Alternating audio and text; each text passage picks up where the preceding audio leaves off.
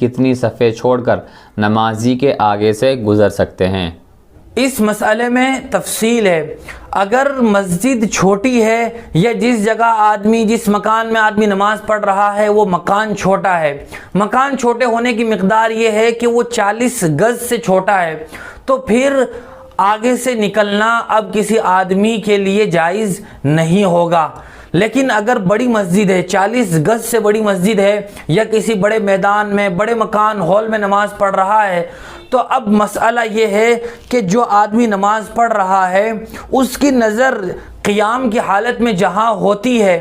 آدمی اس کے آگے سے اتنی آگے سے گزر سکتا ہے کہ اس نماز پڑھنے والے کی نظر اس گزرنے والے آدمی پر نہیں پڑے گی، تو پھر آدمی اتنی آگے سے گزر سکتا ہے۔ علماء نے اور فقہاء نے اس کی تفصیل 3 صف سے بیان کی ہے، یعنی آدمی یہاں نماز پڑھ رہا ہے، اب یہاں اس کے آگے 3 صفوں کی جگہ کو چھوڑ کر کوئی آدمی گزرنا چاہے، مجبوری ہو، اس کے علاوہ کوئی راستہ نہ ہو، تو پھر گنجائش ہے۔ اولاً تو نماز پڑھنے والے آدمی کو اس بات کا خیال رکھنا چاہیے کہ اگر وہ کھلی جگہ میں نماز پڑھ رہا ہو تو وہ اپنے آگے سترہ قائم کر لے۔ سترہ کہتے ہیں ایک لکڑی مثال کے طور پر ہو جو 1 گز تو لمبی ہو اور کم از کم 1 انگلی کے برابر وہ موٹی ہو، اتنی کوئی لکڑی وہ اپنے آگے کھڑی کر دے۔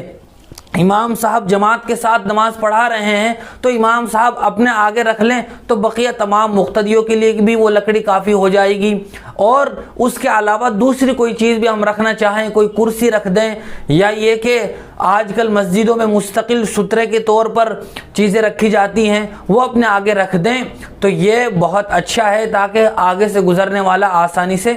گزر سکے۔ اور ایک مسئلہ ساتھ ساتھ میں یہ بھی قابل ذکر ہے کہ اگر کوئی آدمی یہاں نماز پڑھ رہا ہے اور اس کے بالکل جسٹ سامنے اگلی صف میں کوئی آدمی نماز پڑھ رہا تھا، وہ نماز پڑھ کر فارغ ہو گیا ہے، اب اسے